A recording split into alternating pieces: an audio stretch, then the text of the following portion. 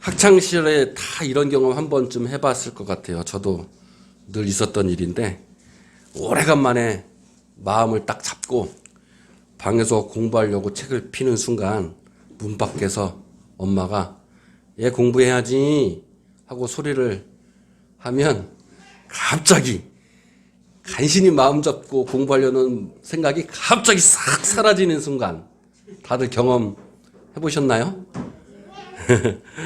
분명히 어머니는 걱정스러운 마음으로 공부해야지라고 말했을 텐데 내가 그 소리를 들으면 갑자기 아무것도 하고 싶지 않은 순간이 올 때가 있죠. 공부뿐만 아니라 어떤 일을 하거나 어떤 일을 결정해서 하라고 할 때 누군가가 걱정하는 마음으로 그 일을 강요하거나 보채려고 하면 갑자기 의욕이 사라지는 경험 많이들 있을 것 같아요. 그렇지 않나요?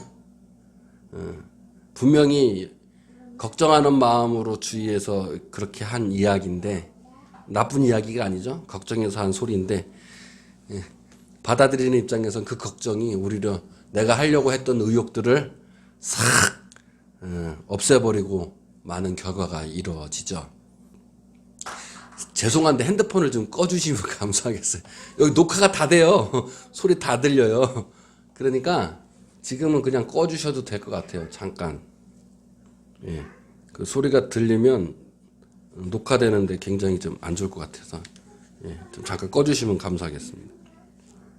걱정하는 그 소리가 오히려 하려고 했던 것들을 방해하고 많은 결과가 나오는 거죠. 잘 생각해 보면 걱정한다고 해서 그 일들이 다 잘 되는 건 아니에요. 그러니까 잠시 걱정은 접어두고 내일 일은 걱정하지 말고 온전히 그 사람한테 그 믿는 마음으로 맡겨두면 최소한 걱정해주는 그 엄마나 걱정해준 그 사람은 최소한 자유를 얻고 최소한 그 자녀들까지도 자유를 얻을 수 있을 것 같습니다. 오늘 마태복음 6장에서 예수님께서는 우리에게 걱정하지 말라 말씀하십니다. 예수님은 우리에게 염려하지 말라고 이야기하십니다. 근심한다고 해가지고 문제들이 해결되는 것은 분명히 아니에요. 그런데 예수님께서는 그러니 믿고 근심하지 말고 그냥 믿고 행하라고 이야기하십니다. 그러면 해결된다는 거예요. 근데 이 세상에서 걱정 안 하고 사는 사람이 세상에 있을까요? 걱정, 염려, 근심 없는 사람이 세상에 있을까요? 걱정, 근심 없는 사람은 이 세상에 아무도 없어요. 근데 이런 걱정, 근심 없는 사람이 아무도 없는데 예수님은 왜 걱정, 근심하지 말라, 염려하지 말라 이렇게 이 얘기를 했을까요?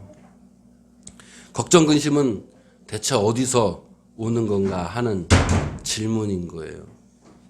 오늘 본문 오므리 그의 아들 아합 왕이 왕위에 올라서 이스라엘을 22년을 다스리게. 아합 왕은 북이스라엘을 참 크게 성장시킨 왕이긴 했어요. 그런데 성경에 보니까 어떠한 사람들보다 하나님 보시기에 더 악을 행했다라고 하면서 오늘 본문에 소개하고 있는 것이 아합 왕이 그렇게 하나님을 노하게 했던 그 이유가 바로 31절, 33절의 내용이에요. 아합 왕은 시돈의 왕 엣바알의 딸 이사벨을 아내로 그래서 했던 것이 무엇이냐면 바알을 섬겨 예배를 했어요. 그리고 바알을 위해 제단을 쌓았어요. 그리고 아세라 상을 만들어서 경배를 했어요. 근데 이게 하나님을 굉장히 노하시게 한 일, 어떠한 사람보다 더 악한 일을 한 사람이라고 성경은 기록하고 있는 거예요. 그러면 그 전의 왕들은 그러면 그런 일들을 하지 않았냐? 분명히 그 전의 왕들도 아세라 상을 섬기고 바알 신을 섬기고 그의 신전을 만들었었죠. 그런데 이 아합 왕은 전에 있는 사람보다 더 심하게 한 거예요. 전에 있는 왕들은 그래도 예배도 드리고 바알 신과 아세라 상도 같이 함께 드렸다고 하면 이 아합 왕은 이제 예배는 아예 드리지 않고 바알 신과 아세라 상을 위해서 예배를 드리고 제단을 쌓았다라고 기록하고 있는 거예요. 근데 왜 그게 근심 걱정과 무슨 상관이냐? 오늘 얘기를 잘 들어봐야 돼요. 아합 왕은 분명히 바알과 아세라 상을 섬기기 시작했어요. 철저하게 섬겼죠. 그러면 우리가 바알 신이 뭔지 아세라 신이 뭔지를 정확하게 알 필요가 있어요. 바알은 고대 셈족의 신이었는데 농경사회의 가나안에서 풍요와 다신을 상징하는 남자 신이에요. 아세라는 바알의 부인으로서 풍요와 다신을 똑같이 섬기는 여신이에요. 그러니까 바알 신과 아세라 신은 농경사회에서 풍요롭게 하기 위해 많은 자식들을 낳기 위한 다산의 상징이었던 신이인 거예요. 근데 그게 왜 나빠? 여러분, 돈 많이 벌고 건강하고 자식들이 많은 게 나빠요? 아니잖아요. 아니, 돈 많이 벌고 건강하고 성공하는 게 뭐가 나빠요? 좋잖아요. 하나님이 그게 나쁘다고 한 건 아니잖아요. 그렇잖아요. 그런데 아합 왕은 이스라엘의 유일하신 하나님을 버리고 분명히 풍요의 신을 섬기기 시작한 거예요. 풍요가 나쁜 게 아니잖아요. 그런데 하나님이 보시기에 이게 나쁘다고 했어요. 그러면 왜 나쁜 건지는 우리가 잘 알아야 되잖아요. 돈 버는 게 나쁜 건가? 내가 건강을 찾는 게 나쁜 거야? 그게 나쁜 게 아니죠. 돈 많이 벌어야 되고 이 세상에 살면서 성공해야 돼요. 자, 아합 왕이 섬긴 풍요의 신 바알과 아세라 신은 풍요를 바라는 마음인 거죠. 풍요를 바라는 마음이 나빠요?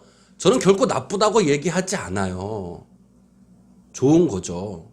당연히 우리는 이 세상에 살면서 풍요롭게 살아야 돼요. 물질이로나 말씀으로나 영으로나 모두 다 풍요롭게 살아야 되죠. 근데 왜 이게 걱정과 근심, 그것과 무슨 관계가 있는 거고 대체 그것이 왜 하나님 보시기에 악했냐는 거였죠. 여러분 아실지 모르겠어요. 사피엔스라는 책을 쓴 유발 하라리가 있어요. 굉장히 센세이션을 일으킨 작품이죠. 안 읽어봐서 다 모르시죠? 저도 책을 다 읽어본 건 아니지만 이분이 얘기한 게 4가지가 이야기가 있는데 이 사피엔스가 뭐예요? 인간이잖아요.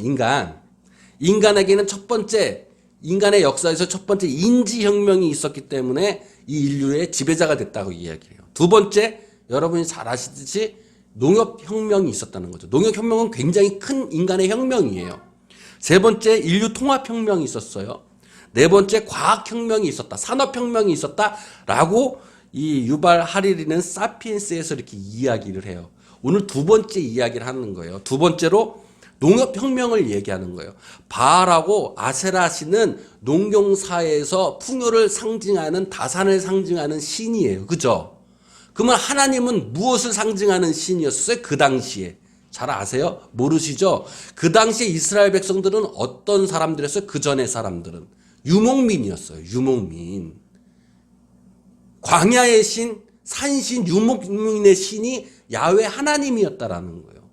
근데 지금 유목민의 신하고 지금 뭐하고 농경사회에 있는 농경신하고 지금 대립이 일어나는 거예요. 이 유목민의 신인 하나님하고 그 당시에 지금 농경사회의 신이었던 바알 신하고 지금 싸우고 있느냐는 거예요.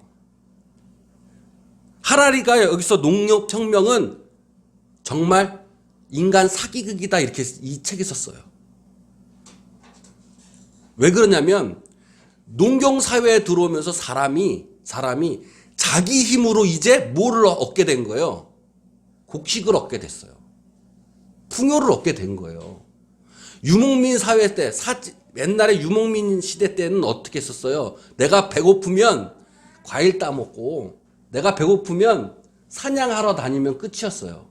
그 내가 배부르면 그냥 자고, 집도 없이, 집도 가지지 않았어요. 그냥 자연 따라 여기가 지금 살기가 궁핍하면 이동을 해서 살기 좋은 곳으로 가고. 근데 농경사회가 되면서 정착하게 되니까 자연을 거슬리게 되고 그리고 내가 무엇인가를 노동을 해서 곡식을 얻어야 되는 시대로 바뀐 거예요. 그러면 유목민 시대 때와 농경사회 때 시대 때 누가 더 힘들었겠어요? 농경사회 때가 더 힘든 거예요. 왜냐? 유목민 사회 때는 자기가 일하고 싶으면 일할 때 따먹으면 그만인데 농경사회는 계속 일을 해야 되는 거예요. 그럼 계속 일을 해야 되니까 뭐가 필요해요? 노동력이 필요하죠. 노동력이 필요하니까 많은 아이들을 낳아야 돼요. 그럼 많은 아이들을 낳으니까 더 많은 곡식들이 필요한 거예요. 스스로 뭐 한 거예요? 자기가 자기 무덤을 파기 시작한 거예요. 이게 제 얘기가 아니라 사피언스의 책에 나온 이야기예요.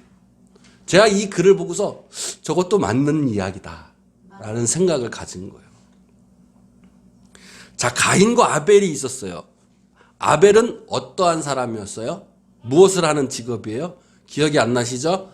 아벨은 유목민이었어요. 양을 치는 사람이었어요. 가인은 어떤 사람이었어요? 기억나세요? 직업이 농사 짓는 사람이었어요. 그러니까 유목민하고 농경지에 있는 사람하고 그냥 단순한 대립이 아니라 지금 그들의 신앙 상태를 이야기하고 있는 거예요. 바알을 섬기고 아세라를 섬기는 이 사람의 신앙 상태는 어떤 상태예요? 내가 노력해서 얻은 거기 때문에 이건 누구 거다? 내 거다 이거예요. 내가 노력해서 내가 씨를 심어서 내가 노력해서 내가 얻은 수확이니까 이게 지금 누구 거다? 내 거다라는 게 농경 사회의 생각이라는 거예요. 근데 유목민의 생각은 어때요? 자연을 거슬러요? 그렇지 않아요. 산에 가서 나무 열매를 빼오면 이게 내 거다라고 생각해요? 그 사람들은 아니에요. 이것은 자연이 주고 신이 준 선물이라고 생각합니다. 그러니까 어떤 마음이 들어요? 감사하는 마음이 드는 거예요. 내 노력으로 얻은 풍요가 아니라는 거죠. 근데 농경신은 지금 무엇을 지금 하고 있는 거예요? 이 노력은 무엇이다? 감사함이 없는 거예요. 내 노력으로 했기 때문에. 이것은 신이 준 게 아니라 내 것이고 내 노력으로 얻은, 내 피땀으로 얻은 것이다라고 생각한다는 거예요. 여기에서 지금 하나님께서 하시는 말씀이 있는 거예요. 그러니까 단순히 유목민의 신, 농경신을 따지는 것이 아니라 지금 우리에게 너 지금 네가 가지고 있는 이 풍요가 누구 때문에 있는 거야? 라는 걸 질문하고 계신다는 거예요. 근데 우리는 다 바알을 섬겨요. 그 중심에는, 내 중심에는 하나님의 감사, 내가 이룬 것들이 다 하나님께서 나한테 주시는 거구나라는 감사가 있는 것이 아니라 지금 우리는 지금 다 이방신을 섬기고 있는 거예요. 내가 지금 이룬 직업, 내가 이룬 성공, 내가 지금 이룬 내 부, 다 내 노력으로 했어. 내가 씨 심고, 내가 농사져서 이룬 거야. 그리고 감사는 쬐끔. 이게 지금 아방이 지금 바알과 아세라 신을 섬기고 있는 모습이 우리의 모습과 뭐가 다르냐는 거예요. 우리는 얼마만큼 내가 지금 벌고 있는 내 풍요가 이 인류가 나뿐만 아니라 이 인류가 지금 누리고 있는 이 풍요가 대체 누구 때문이냐는 거예요. 다들 나의 노력과 인간의 노력으로 이 풍요를 얻었다라고 생각하고 있지 않나요, 지금? 그러면 하나님이 보시기에 정말 악한 거예요. 우리는 지금 무엇을 섬기고 있나요? 무엇을 예배하고 있느냐는 거예요. 무엇이 중심이 돼서 예배하고 있냐는 거예요. 많은 한국교회와 많은 사람들이 예배를 드리는 목적과 교회를 드리는 목적이 대체 어디에 있는 거예요? 하나님께 감사하는 마음으로 예배를 드리는 거예요? 아니면 하나님께서 도와주시는 분이니까 돈 벌게 해주세요, 성공하게 해주세요, 건강하게 해주세요 라고 와서 예배를 드리는 거냐는 거예요. 사랑하는 사람이 만약에 생겼다고 합시다. 그러면 어때요? 다들 사랑 한번 해보셨잖아요. 사랑하는 사람이 생기면 같이 함께 하고 싶어요. 그죠? 같이 함께 하고 싶으니까 대부분 맛집에 가서 좋은 거를 먹고 싶죠. 이것도 먹어봐, 저것도 먹어봐 하면서 같이 좋은 것을 먹으면 얼마나 행복해요. 그죠? 근데 그게 세월이 흐르다 보면 어떠한 마음이 드냐면 이제 먹는 거로 이전이 돼버려요. 그래서 오래된 연인들은 맛집을 돌아가면서 무엇을 맛있는 것을 먹을까가 더 먼저예요. 뒤바뀌어 버렸어요. 내가 사랑하는 사람과 함께하는 게 처음엔 먼저였다가 그 시간이 오래돼 버리면 함께하는 것은 잊어버리고 이제 맛있는 맛집만을 생각하고 내 입에 맛있는 것만을 생각하게 돼 버린다는 거예요. 안 그래요? 그런 경험들 안 해보셨어요? 맞아요. 지금 온 인류가 지금 나의 모습이 여러분의 모습이 그런 건 아닌가요? 중심이 바뀌어 버린 거예요. 아멘. 하나님과 함께하는 것이 좋다라고 생각했던 우리가 하나님과 늘 함께 하다 보니까 이제는 하나님의 함께하는 것은 잊어버려 버리고 좋은 것, 풍요로운 것만 생각나게 된다는 거예요. 분명히 하나님께서 풍요와 부와 성공을 더불어 우리에게 주시죠. 그런데 그 중심에 하나님과 함께하는 것이 먼저 있느냐, 감사하는 마음이 먼저 있는 것이냐, 아니면 그냥 풍요, 돈, 성공이 내 중심에 있느냐라는 거예요. 만약에 돈, 성공, 그저 건강이 내 중심에 있다면 농경신과 같이 내 땀으로 내 힘으로 이룬 것이다라고 하나님의 것을 내 것으로 만들어버리고 하나님의 것을 빼앗아 버린다는 거죠. 성경은 이 반대로 아하방 뒤에 엘리야 이야기를 합니다. 엘리야는 하나님 중심이었던 사람이었었어요.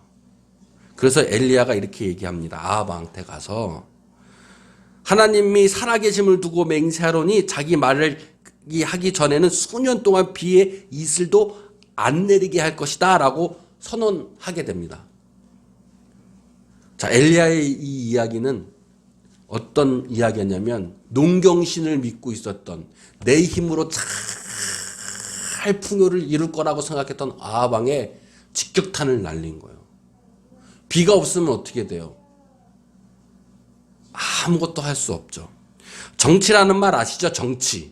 정치라는 이 치의 한문이 다스릴 치인데 물을 잘 다스린다는 의미에서 다스리는 치예요. 그러니까 옛날에 정치는 물을 잘 다스리는 것을 정치다 이렇게 얘기했었어요. 그래서 옛날에는 물을 잘 다스려야만 했어요. 왜? 물을 잘 다스려야 농사를 지을 수 있으니까.